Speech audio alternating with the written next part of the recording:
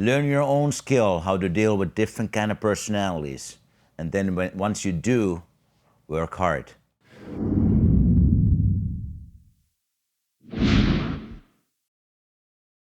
Santi Fox production. Welcome to Finnding America. I'm on a 13,000-mile road trip to meet Finnish Americans and figure out why they want to be here and learn about cultural differences. You'll meet exciting Finns and hear about their journeys in America. As we're driving to Washington, D.C., we took a pit stop in Philadelphia, where it's supposedly always sunny. In this episode, we meet one of our Finnish national treasures, Kimmo Timonen. Fun fact, he scored his first career NHL goal on my 10th birthday. Thanks, Kimmo. He's an NHL legend and currently a restaurant entrepreneur, runs Kimmo for Kids charity, and he's a co-host in the Kimanttia podcast. However, I found another person who might be better to introduce him, so I'll give the mic to President Obama. Kimmo Timonen. Now, Kimmo already had a great career before last season. Had been to the Stanley Cup final, Olympic final, World Championship final. He had lost them all. Just telling the truth.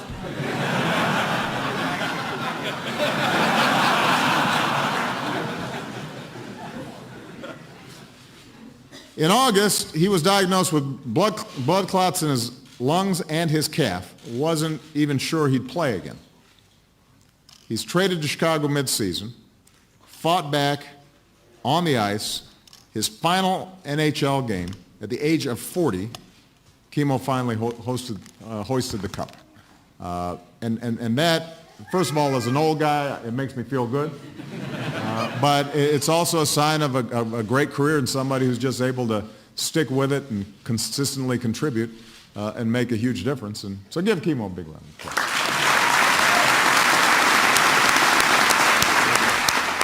This is a silver hockey stick. And when you play 1,000 games in NHL, they give you this kind of stick. It's one of the best memories I ever got from NHL. Here I scored. That's Tuukka Rask, decent Finnish goalie, really good friend of mine. So here's the puck I scored on him. That's a really good picture. Stanley Cup, obviously my favorite moment, 2015. 500 point. One of the pictures there. And here's one of the national teams. That's one of the best things in my career, playing all the Olympics. I was lucky enough to play 5. That's me, and that's Teemu Selanne. Tuukka Rask here. You know, Olli Jokinen, somebody might recognize him. A lot of good memories, a lot of good teammates right there. Oh, before we get on with the show, it would mean the world to me, and it would help me creating content like this in the future if you could subscribe, smash the like button, and maybe share this with a friend. See you next time. For someone who's never heard of you, how would you introduce yourself? I would say my name is Kimmo Timonen. I'm from Kuopio, Finland, 46 years old, probably from the hockey. If somebody's ever watched any hockey games, they might recognize me from the hockey. I have 3 kids, wife, living in America. And 2 lovely dogs. 2 lovely dogs. I love playing with stereotypical ways of doing it, especially as a Finn. So is there a Finnish way you would introduce yourself if you'd be in a bar? Would you tell them as much, or would you have a shorter? Well, I think the Finnish people overall are more quiet. I would tell them I played hockey. I'm retired now, but I would tell that, but probably not that I have 3 kids and a wife and 2 lovely dogs.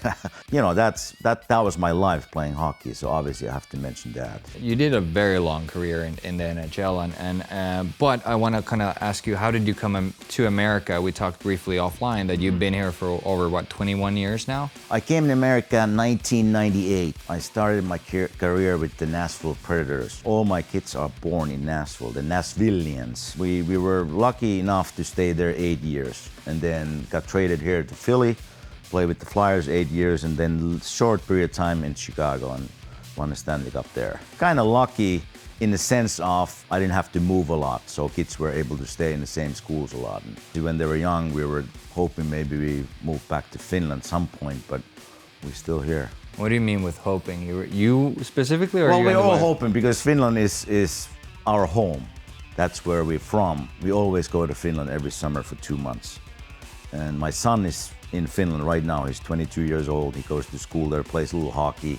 And he is one of those boys, he always loved Finland. Because in Nashville, when we were in Nashville, we never made the playoffs there. So we had plenty of time to be in Finland from end of April to almost end of August. So he always loved Finland. So he wanted to move there and his life is there. But my 2 daughters, they're more American than Finnish. So that's why we're still here. Their friends are here, they go to school here. And I have a hard time them ever moving back to Finland. Since you've stayed here for a while and you do like it, let's go to one of my favorite questions is, what pet peeves do you have in America? Well, I don't know if it's in America, but for sure, I like to talk to people, I like to send messages, I like to send emails. So when somebody doesn't respond back to me in 2 days or say, okay, got it, it annoys me so much because it doesn't, if you read the email or text, it doesn't take you much to say, okay, got it, see you tomorrow. And kind of the funny pet peeve is also when my wife is cleaning the house, I'm watching the sport hockey game or any good TV show, she comes in with the vacuum and kills the sound and everything. So that's one of those things, but I'm sure everybody has different kind of pet peeves. Those are mild, so I think I know you're those are fine. What do you do on your free time now? I do have some businesses back home. You know, I own restaurants past 10 years. I still have it. Trying to stay contact there, not every day, but every second day to see how things are there. But officially, nothing really. I do have a podcast I do every week. I do some studio stuff, hockey, commentating the Olympics, play a lot of tennis and enjoy my free time. You know, finally I get to enjoy the weekends, you know, kids' birthdays, you know, maybe some wine drinking once in a while. So all the kid stuff normal people do, because once you play hockey, you're gone. You're gone the 8 months of the year. There's no breaks. Christmas break is 3 days. So now I'm trying to really enjoy all the holidays, Thanksgiving and, you know, Christmases and so on. And how did you end up with restaurants? Did you have a passion for food? I mean, you probably like to eat like every other athlete, but... That's one of the things, but I remember, you know, obviously we go back 15 years. I was probably close to 30 years old, and I was thinking about, okay, what am I gonna do when I'm retiring? And that time I thought maybe when I turned 35 years old, I'm gonna retire, but actually went to 40 when I retired. That was one of those things that, you know, when I retire, I need to find something to do if I move back to Finland. And my really good friend was running the restaurant business, and he said to me that it might be up for sale, and I bought it. So how do you define success? To me, it comes with the happiness. You know, it's nothing to do with the money, but if I'm happy, if I see my kids being happy, that's the success to me. You know, seeing people, you know, enjoying their life. I enjoy my life. Obviously, I get to do now what I want to. I was lucky in that sense. But in obviously hockey world, you know, there's always these big wins. You're hoping Stanley Cups, Olympic medals, you know. In Finland, the championships there. But in life, to me, is being happy. You did mention this, but do you consider yourself lucky? I do. Do you think there's a way to generate more luck? Or some people always think they're so unlucky, and I think that there's a way for you to be more lucky, but I think there's a path to work. Well, when I say I feel like I'm lucky in the sense of I got to do 35 years play hockey, sport, which I always loved. When I was 10 years old, I always loved, you know, playing outside when I was a kid, and then eventually, you know, I was able to make it as a professional. And can you change your luck? I don't really believe that, but I do believe hard work.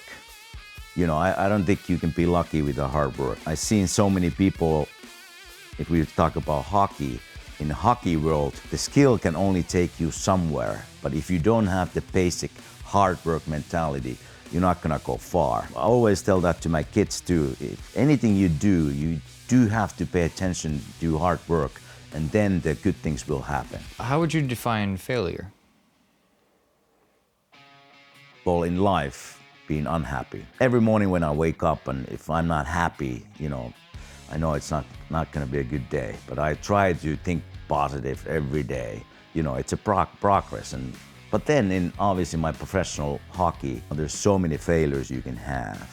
Bad games, bad tournaments, Olympics, World Championships. There's little failures every game. You think like you know how to do things, but you won't be able to do it. That's a failure, kind of. In life, I think it's more being unhappy. And if I see my kids being unhappy, that's kind of like, makes me feel sad. Do you have any tips on that you've learned throughout life on how to deal with failures? If it's been a hard game or a tournament and it didn't turn out the way you wanted? You almost have to go through it by yourself. If you never went through the downhill of life, you don't know how to deal with it. But I remember when I came '98 here in Nashville, and we had some experienced players there. And I was really curious about, if we had a bad game, what they're thinking, how we get better next day. And it always comes down to hard work. It said, you have to deal with it. You can't just push it aside. If you do push it aside, it's gonna pile up in your head. So you have to deal with it daily.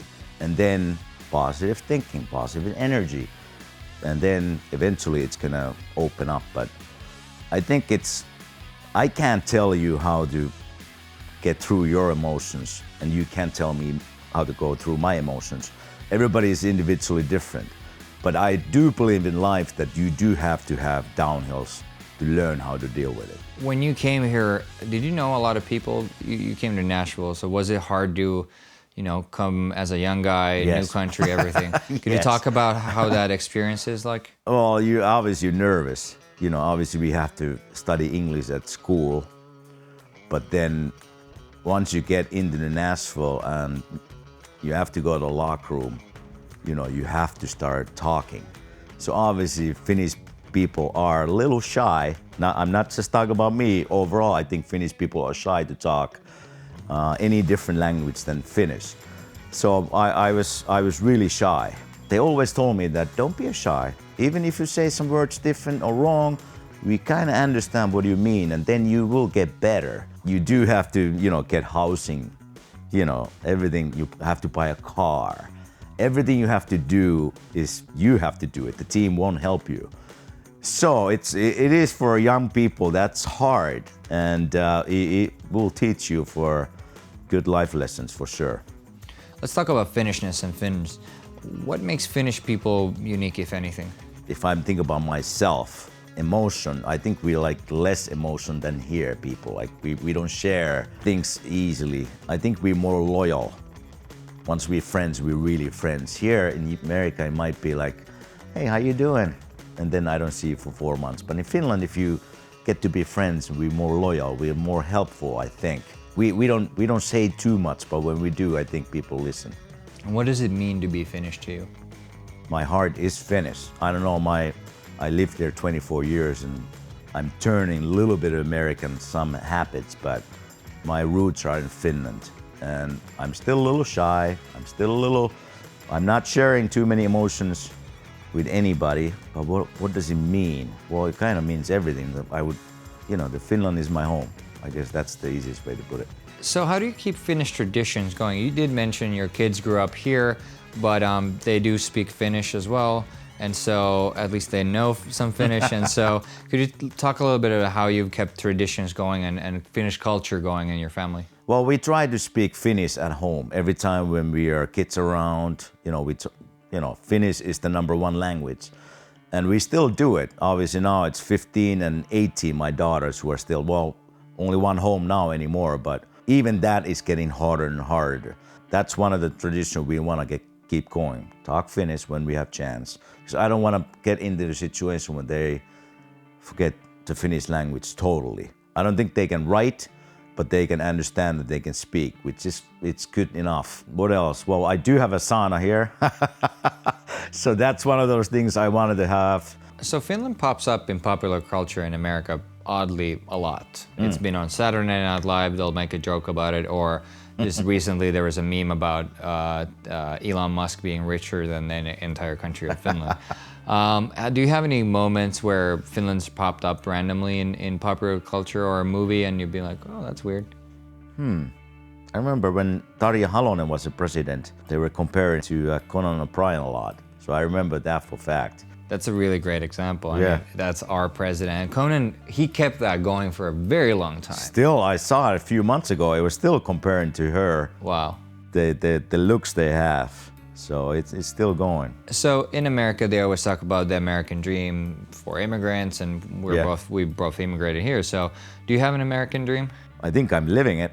Getting into this country and making money and giving the opportunity to play. So I feel like I'm actually living the dream. And I'm still here kind of living the dream. And because I feel like if talk about American dream and if the money always comes in this country, you know, because if you do have a little bit of money, then you're safer environment, you have insurance, you can get to the family, and you can live in a neighborhood where safety is number one. I don't think it's good, but I mean, that's how the society here is. That's how it works here. Yeah. How do you feel about just how people are supportive in, Finland versus America? Usually, depends on your friend group, of course, but in Finland, there's a lot of jealousy on when you're trying to actually succeed in something. But in America, everybody's always, oh yeah, you want to do this? Yeah, let's do it. Could you talk a little about those differences? Maybe that's one of those differences we have as a Finnish, people and here. I know for a fact that, like you said, Finnish people are a little jealous. Especially where I'm from, Kuopio, I feel like it's more there. But people are kind of quiet about that, but I know they are a little jealous. I know that for fact. Here, they seem happier about your success. But then I'm not really sure if they feel that deep inside of them that they're really happy for you, but they show it to you that they're happy. In Finland, they said, okay, good job, you were really good. But here they're like, yeah. I would like to know if they really feel that way. Because in like that's a difference between countries too, that, like I said, Finnish people not necessarily say the things they're just quiet. But here they're like, random person might come on the street, say, how you doing? Good to see you, good morning, have a good walk. But Finland, that would never happen, never ever. But that's my point. That do they actually mean really that have a good walk, have a great day? Is it just happy what they say? I don't know. Do you have a Starbucks name when you order coffee from Starbucks? Yeah. What's your Sam? That's my son's name, Samuel. So I said Sam. Oh wow, I love that. Kimmo comes in as Uncle Sam. Yeah, Sam. What's your name, Sam? Oh man, yeah, that's one of those. I love that. I think it's. Would be kind of hard to Kimmo. What? Say Kimmo, 2 M's. I've had a couple Kimmos come to America, and I'm always like, yeah, they're gonna have a field day with your name. Yeah, the thing I don't still understand, even some of my friends when they have to type my name. So first name it's with 1 M, Kimmo, and then last name should be with 1 M. It's with 2 M's, Timonen. So I never understand how come it's so different, to learn how to spell my name. It's usually Kimmo Timonen that. And your name isn't like very hard to find. No. Kind of publicly. But it's always even Google will correct these M's are tough for Americans, I guess. What are some couple of concrete things that I should learn quickly to be in your position in the future? Don't get involved in any stupid stuff. Like, do your research. As an entrepreneur, this might be similar to how you felt in hockey, but when it does get lonesome and the going gets tough, you haven't slept, you haven't eaten, how do you get through the hardest times? Those are the times when I talked earlier about when you have to go downhill some point to kind of realize what's in you, what kind of tricks you, what's in your mental state, how do you get better. I don't think you can do that until you actually go through it. I always tell this to my son too. He plays hockey a little bit and he's got a little tough time sometimes. I said, you need to learn how to get rid of the bad feelings. I can't tell you how to get rid of them because you're different than I am. It might have worked to me, but might not work for you.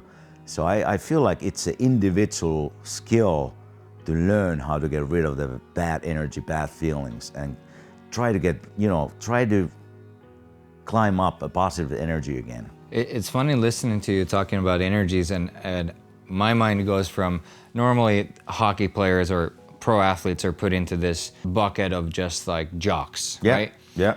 But now I'm just imagining, because hockey players also have long hair, Yeah. so I'm just imagining like a whole team of hippies almost, where Yeah. everybody's like, oh, I need good vibes, bro. Like, Yeah. good. But some of the guys are like that though. Yeah.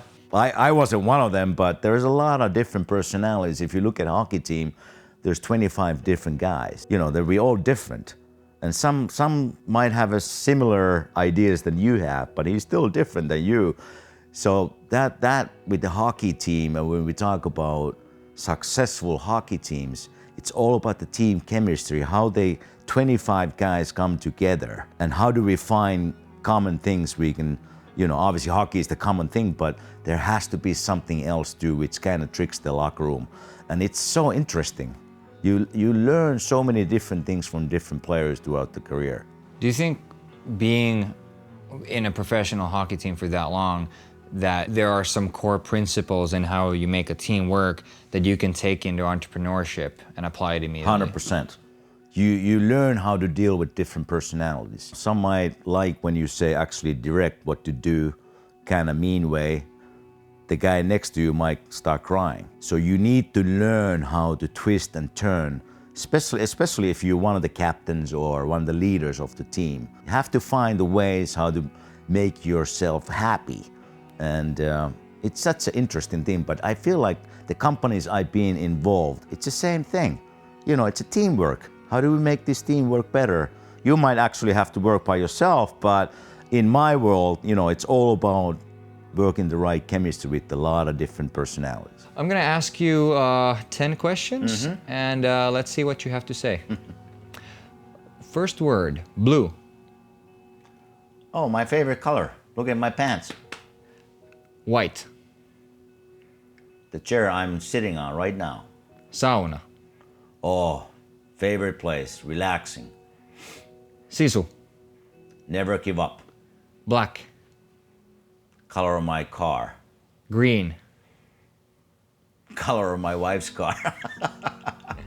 Coca-Cola. I prefer Diet Coca-Cola, but I drink that when I eat. The Matrix. Keanu Reeves. Finland. My home. Love. My kids. And what would you have to say to the next generation of leaders? Learn your own skill, how to deal with different kind of personalities. And then once you do, work hard. Kimmo, thanks for inviting us to your home, letting us play with your wonderful dogs, and just showing us around. It really means a lot to me. Hey, thank you guys and safe trip.